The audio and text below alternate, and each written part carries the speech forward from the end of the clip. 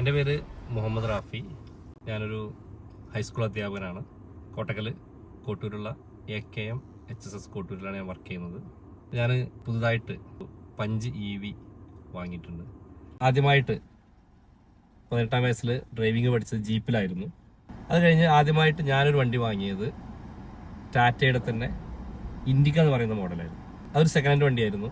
പിന്നെ ഒരു ഫ്രഷ് വണ്ടി എടുക്കാൻ തീരുമാനിച്ചപ്പോൾ ഞാൻ അതേ ടാറ്റയിൽ തന്നെ ടാറ്റയുടെ ഇൻഡിക്ക വിസ്റ്റ, അന്നൊരു പുതിയ കോട്ടാജറ്റ് എഞ്ചിനൊക്കെ ഇറങ്ങിയ ഒരു പുതിയ വണ്ടി ഇറങ്ങുന്ന സമയമാണ്.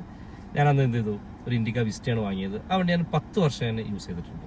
വീണ്ടും ഞാൻ ഇപ്പോൾ ടാറ്റയിലേക്ക് എത്തിച്ചേർന്നിരിക്കുകയാണ്. അപ്പം അങ്ങനെ കുറേ കാലം ഡീസൽ വണ്ടിയും ഇപ്പോൾ കുറച്ച് കാലമായിട്ട് പെട്രോൾ വണ്ടിയൊക്കെ ഓടിച്ചു. അങ്ങനെ ഇരിക്കുമ്പോഴാണ് ഈ EV എന്ന ഒരു വണ്ടിയിലേക്ക് വരുന്നത്, ഒരു ഇലക്ട്രിക് വണ്ടിയിലേക്ക് വരുന്നത്. വരാനുള്ള കാരണം എന്ന് പറഞ്ഞാൽ, പൊതുവേ EV ഇറങ്ങിയ സമയത്ത് 2018 ഇറങ്ങിയ സമയത്ത് ഇങ്ങനെ അതിനെക്കുറിച്ച് നന്നായി വാച്ച് ചെയ്യുന്നുണ്ട്. EVയെ കുറിച്ച് വാച്ച് ചെയ്യുന്നുണ്ട്. EV പല വണ്ടികൾ എൻ്റെ സ്കൂളിൽ അധ്യാപകർ EV എടുത്തിട്ടുണ്ടായിരുന്നു, നെക്സോൺ ഉണ്ടായിരുന്നു. അപ്പോൾ ഞാൻ മനസ്സിലാക്കിയെന്ന് വെച്ചാൽ EVയിൽ ഏറ്റവും കൂടുതൽ ഓപ്ഷൻസ് ഇറങ്ങിയ ടാറ്റയിലാണ്.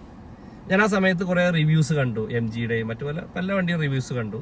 പക്ഷെ ഞാൻ അതൊക്കെ കണ്ട ശേഷം അവസാനം തീരുമാനിച്ചത് ഒരു ടാറ്റ എടുക്കുക എന്നുള്ള ഓപ്ഷനിലാണ് ഞാൻ എത്തിച്ചേർന്നത്. അപ്പോഴാണ് ഒരു പുതിയ പരസ്യം കണ്ടത്. പിന്നെ പഞ്ച് EV ഏകദേശം 450 റേഞ്ചിൽ വരുന്നു എന്നൊരു പരസ്യം കണ്ടത്. അതിനെ അത്ഭുതപ്പെടുത്തി. കാരണം എന്ന് വെച്ചാൽ 450 റേഞ്ചൊക്കെ പറയുന്നത് എന്തായാലും 20 lakhs മുകളിൽ വണ്ടികൾക്ക് മാത്രം കിട്ടുന്നൊരു സമയമാണ്. അപ്പം ആ സമയത്താണ് ഇത്രയും ചെറിയ പ്രൈസിൽ പഞ്ച് EV വരുന്നു. മാത്രമല്ല പഞ്ച് EV റേഞ്ച് കൂട്ടുന്നതോടൊപ്പം തന്നെ അതിന് റേറ്റ് കുറയ്ക്കുകയും ചെയ്തു. സത്യത്തിൽ നമ്മൾ ഈ വണ്ടി എടുക്കുന്ന സമയത്ത്, അല്ലെങ്കിൽ EV എടുക്കുന്ന സമയത്ത് ഞാൻ നോക്കിയത് ഏറ്റവും കൂടുതൽ റിവ്യൂസാണ്. കാരണം യൂട്യൂബിൽ ഈ ടാറ്റയെ കുറിച്ച്, പഞ്ചിനെ കുറിച്ച് റിവ്യൂസാണ്. എനിക്ക് വളരെ തൃപ്തികരമായ കുറേ റിവ്യൂസ്. മാത്രമല്ല എൻ്റെ പഴയ വണ്ടികൾ ടാറ്റ ആയിരുന്നല്ലോ, 10-15 വർഷത്തെ ടാറ്റയുള്ള ഒരു പരിചയം ഉണ്ടായിരുന്നു. ഇതിനൊരു പ്രധാനപ്പെട്ട 3 കാര്യം പറയുകയാണെങ്കിൽ, ഒന്ന് എന്ന് പറയുന്നത് അതിൻ്റെ സേഫ്റ്റിയാണ്.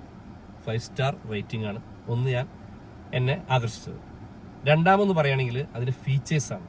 സീറ്റ് വെന്റിലേഷൻ, പിന്നെ അതുപോലെ സൺറൂഫ്, ഇതൊക്കെ ഈ ഒരു റേറ്റിന് നമുക്ക് കിട്ടുക എന്നുള്ളത് ഏറ്റവും പ്രധാനപ്പെട്ടതാണ്. മറ്റൊന്ന് അതിൻ്റെ ഗ്രൗണ്ട് ക്ലിയറൻസ് ആണ്. പ്രത്യേകിച്ച് ഈ ഇലക്ട്രിക് വണ്ടി ആകുമ്പോൾ ബാറ്ററി പാക്ക് അടി കിടക്കുകയാണ്. അപ്പോൾ നമ്മൾ ഏറ്റവും ശ്രദ്ധിക്കേണ്ടതാണ് അതിൻ്റെ ഗ്രൗണ്ട് ക്ലിയറൻസ് ആണ്. അത് ഈ പഞ്ച് നന്നായിട്ട് മെയിൻറ്റെയിൻ ചെയ്ത് വളരെ നല്ലൊരു ഗ്രൗണ്ട് ക്ലിയറൻസ് കിട്ടുന്നുണ്ട്.